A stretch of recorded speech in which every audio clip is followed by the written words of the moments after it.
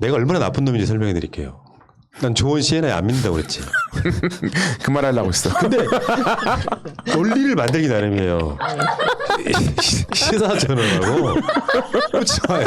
웃으면 안 돼. 시사저널하고 좋은 CNI의 여론조사를 안 믿지만 저 사람들은 기본적으로 의도가 있는 여론조사를 했잖아. 여론조사 돈 안 되려고 무슨 짓 하는 줄 아세요? 잘 받는 사람한테만 전화해요. 그러면 그게 착화될 가능성이 높아. 상담원을 쓰면 얼마나 제작비가 많이 들겠습니까? 인건비 줘야 되는데 그렇죠. 기계는 그냥 돌리는 거야. 그래서 좋은 CNI나 리얼미터 것은 기본적으로 잘 안 믿지만 그런 마인드를 갖고 있는 여론조사임에도 불구하고 박영선 1등을 했어.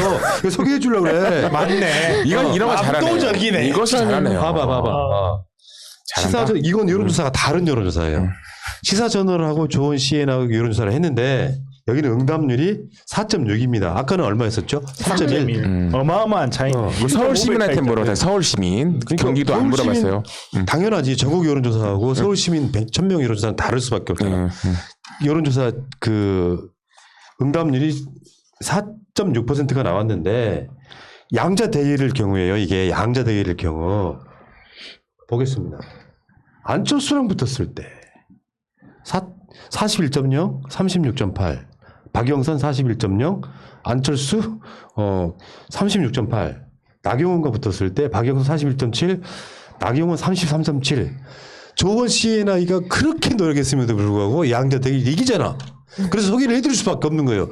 난 나쁜 놈 맞지? 아니요, 논리적입니다. 좋은 분이세요. 이 논리를 깰 수가 없습니다. 정확합니다.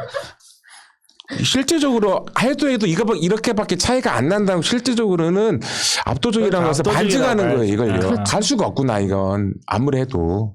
나쁜 놈이 아니었군요. 네, 아닙니다. 절대 아닙니다. 사과드린 거 취소하겠습니다. 이렇게 되면은 어제도 그런 방송에서 그런 얘기를 했는데 대선 주자가 압도적으로 가죠. 일단은 이재명 지사가 어떤 경우는 30%가 넘어갔어요. 윤석열이 3배 차이가 나요. 서울시장도 안철수가 막 처음에 떴을 때는 안철수가 막 될 것처럼 분위기 가잖아. 오래 못 갔잖아 지금. 나경원, 오세훈, 안철수 누가 나와도 이긴다는 거잖아요. 지금 현재로서는 여론조사를 보면. 그럼 저쪽은 얼마나 다급하겠냐고.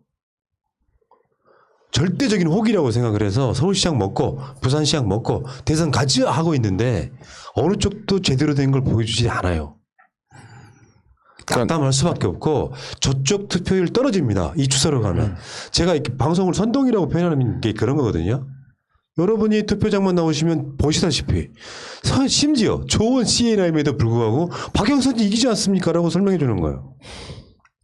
이 좋은 CNI 결과를 믿을 수 없다는 점을 봤을 때 실제로는 한 61대 35 정도 되지 않을까. 이렇게 판단하면 될 것 같습니다. 더 재밌는 거는 나경원은 안철수한테도 지는 거 아니에요? 박영선하고 나경원이 붙었을 때는 33.7인데 박영선과 안철수가 나왔을 때는 안철수가 36.8이면 박영선 후보는 거의 지지율이 변동이 없잖아요. 41%대에 있잖아. 근데 안철수보다 나경원이 못한 거 아니에요? 저 깝깝하겠다 진짜. 나경원은 국민의 지음 후보고 안철수는 국민의당 후보잖아. 근데 제1야당 후보가 국민의당 3석짜리 정당을 못 이겨. 이게 그러니까 둘 다 그런 것 같아요. 안철수 같은 경우는 여러분들 구글링에서 안철수의 서울시장 공약을 지금 뭐가 나온 줄 아십니까? 단일화 나와요. 단일화 나오고 나경원은 뭐냐면 재건축밖에 안 나와요. 재개발. 그러니까 어떤 거에서 공약을 보더라도 서울 시민들은 잘 봅니다. 서울 시민들이 그게 우리 박원순 시장님이 10년 동안 해왔던 업적이나 그걸 알아요. 예전에 그 누구죠? 오세훈인가 했던 그분이 말도 안 되는 정책과 그 전에 또 이명박이라고 했던 사람들의 말도 안 되는 정책을 받고 그걸 학습을 한 다음에 박원순 시장님이 해온 업적이나 공약을 봐서 알아요. 이게 무조건 공약부터 봐요. 이게 현실적인 건가? 생각이 있는 거 없는 거 보는데 두 분들은 일단은 생각이 별로 없다는 것을 서울시민이 다 아는 거죠. 뭐. 정말 재밌는 게 나경원이 부동산 7대 약속이라는 걸 금요일 날 하더만요. 제1 공약이 뭔지 아세요? 재산세 다이어트예요. 우리는 알고 있잖아. 이거 딱 보면 재산세 다이어트. 세금 적게 걷겠습니다. 재산세를 낼 만한 정도, 깎아줄 만한 정도 되시는 분들은 다 잘 사시는 분들이십니다. 그러니까 뭐 소득 중에서 그 가운데 지점에서 아래쪽에 계시는 분들은 거의 재산세 안 냅니다. 그리고 네 번째 있는 공약이 재건축 재개발 규제 전면 해제예요. 이제 우리 안 속잖아요. 나경원 아파트가 강변에 있는데 이거 재건축하면은 사실상 50억짜리 아파트입니다. 저 빌라 하나 갖고 있는 거 있잖아요. 지금 현재 신고가가 한 10억 정도가 안 되는데 요거 재개발되면 30억짜리 아파트 돼요. 요즘 강남의 아파트가 좀 하는 데가 34평짜리 84제곱미터가요 35억입니다. 그러니까 거기에 그 밑바탕을 해주는 거예요. 그러면 그런데 재건축이 올라가면 자동적으로 주변에 있는 아파트가 같이 올라요. 그러니까 얼마나 좋겠습니까? 거기 강남에 있는 사람들 위해서 모든 정책이 기득권 의할 정책을 하는데 과연 서울 시민들이 좋아하겠습니까? 그리고 나경원이 오늘 굉장한 그 공약을 던졌는데 서울에서 결혼 출산하면 1억 1,700만 원 주겠다. 아 흔들릴 뻔했다. 어우, 순간 흔들릴 뻔했네. 하경영하고 친하신 것 같아요. 보니까 지금. 내가 악플 한번 맞아볼까요? 경기도에 사시는 분들 그저 이재명 지사가 그 10만 원씩 주는 거 그런 거 받지 마시고 서울로 오시면 나경원이가 1억 1,700만 원 해준답니다. 서울로 이사 오세요. 재산세도 안 받는데 어떤 세금으로 그렇게 하려고 하는 건지 모르겠네요. 그렇지. 재산세는 깎아준다면서. 결혼해가지고 출산하면 1억 1,700만 원 준다. 나쁜 공약은 아닌데 서울에서는 힘들어요. 요즘에 그 지역에 가면은 인구 4만 5만이신 분들이 이사 오면요. 뭐 어떤 경우는 3천만 원 주고 어떤 경우는 지금 창원 같은 경우는 최근에 그런 거 나왔었죠. 1억을 빌려주고 아이를 한 명 나오면 얼마 탕감해주고 3명 나오면 완전히 무료로 해주겠다 이런 거 있잖아요. 서울은 만약에 서울에서 결혼해서 출산하면 1억 1,700만 원 주면 인구의 규모가 다르지 않습니까? 그렇죠. 일반 4, 5만 대 시군에서 군 뭐 이런 데서 아이가 나와봐야 1년에 많이 나와야 100명, 200명 나오기 되게 힘들어요. 그게 가능하다고 보는데 서울에서는 이건 기본적으로 어마어마한 비용이 들어가는 거지. 근데 난 나쁘다고 생각하지는 않아, 솔직히 말해서. 근데 문제는 나경원 같은 자들이 이런 비슷한 공약 나오면 포퓰리즘이라고 엄청 공격하는 사람들이잖아요. 난 그냥 물어보고 싶은 거예요. 만약에 민주당에서 이런 말이 나왔으면 그렇게 했을 거예요. 지방에서 서울로 원정 출산 오겠다라는 말을 분명히 나경원 그 후보가 했을 거라고 생각합니다. 나경원한테 원전 출산 이야기하면 안 돼요. 고소당 하시겠네. 아니 그러니까 지방에서 원정 출산은 온다고요. 서울로요. 나는 원정 출산했다고 절대 생각하지 않아요. 사고가 문제가 있습니다. 죄송합니다. 사과하겠습니다. 싸게 해드릴게요. 고가 주택의 기준을 현행 9억 원에서 12억 원으로 높이고 공시가격 12억 원 이하 1가구 1주택의 재산세를 절반으로 감면하겠다. 종부세인데 국세를 자기가 왜 관여를 하죠? 참 나경원스럽다 진짜. 10년간 70만 호의 추가 공급하겠다. 이것도 나경원의 공약인데요. 현실성 없고요. 참. 아무튼 우리가 나경원을 까는 게 목적이 되면 안 되는데 박영선 뭐 또는 우상호 또는 뭐 김진애, 정봉주 등이 좀 더 떴으면 좋겠는데 사실 그런 지점은 있더라고요. 저쪽에 아까 보시다시피 나경원은 뭘 해도 안 됩니다. 비호감도 때문에 안철수한테도 지고 있는 거 아니에요, 사실은.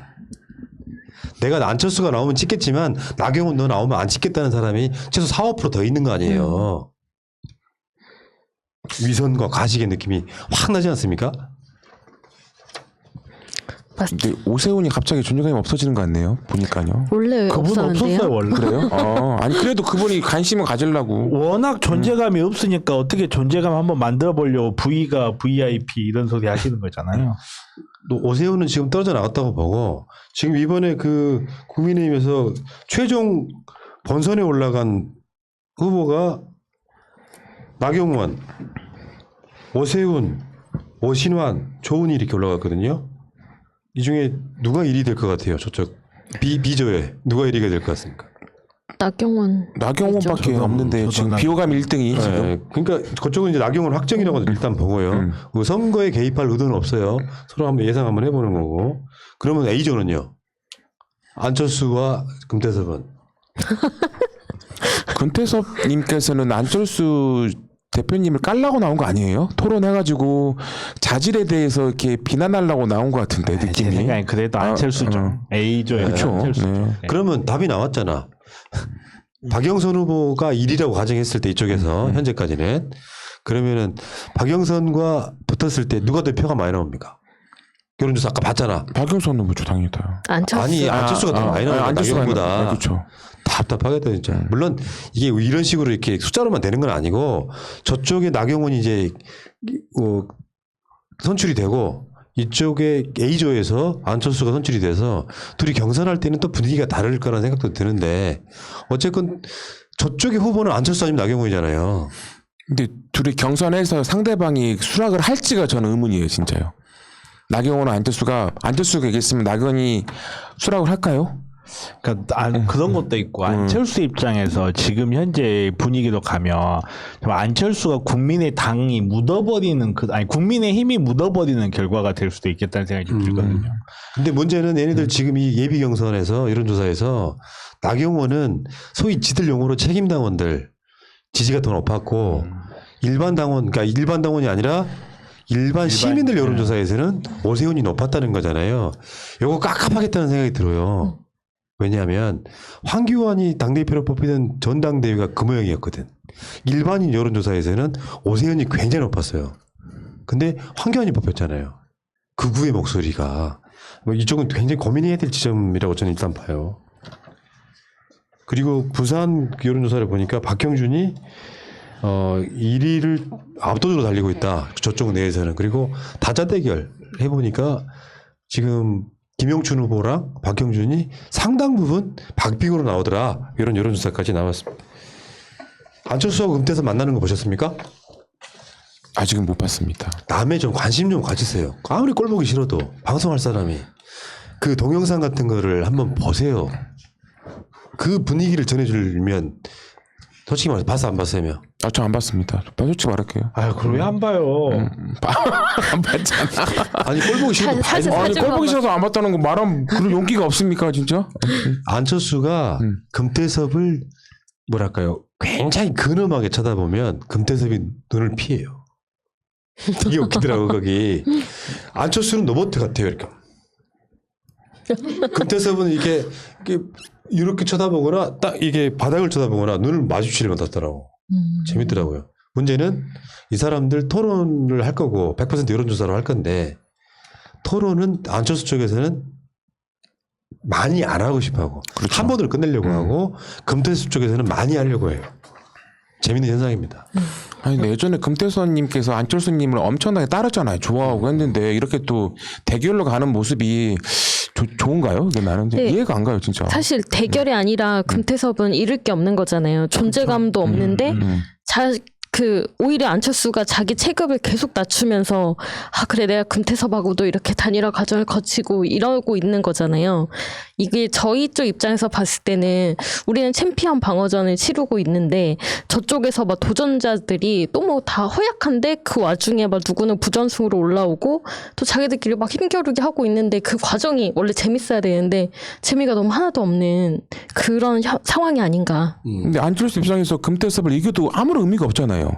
의미가 없는 싸움을 계속하고 있고 본인에 대한 그 체급이 원래 헤비급이 출신이 웰터급으로 됐는데 진짜 웰터급으로 떨어지는 느낌이 나는 것 같아요. 근데 정말 재밌는 우리 논평을 한번 해볼까요? 나경원하고 안철수하고 최종 결승전에서 붙으면 누가 이길 것 같습니까? 이름만 얘기해봐요. 나경원하고 안철수하고 그쪽 AB조가 최종 결승에서 붙으면 쉽지 않아. 누가 이길 것 같냐고. 여론조사라면 하면은 이제는 안철수가 이길 가능성이 많죠. 아니 그거는 서로 당이 다르기 때문에 그렇죠. 네. 여론조사를 할 수밖에 없어요. 그렇죠. 뭐 책임당원 여론조사에 불가능하다. 안철수 이긴다고? 네.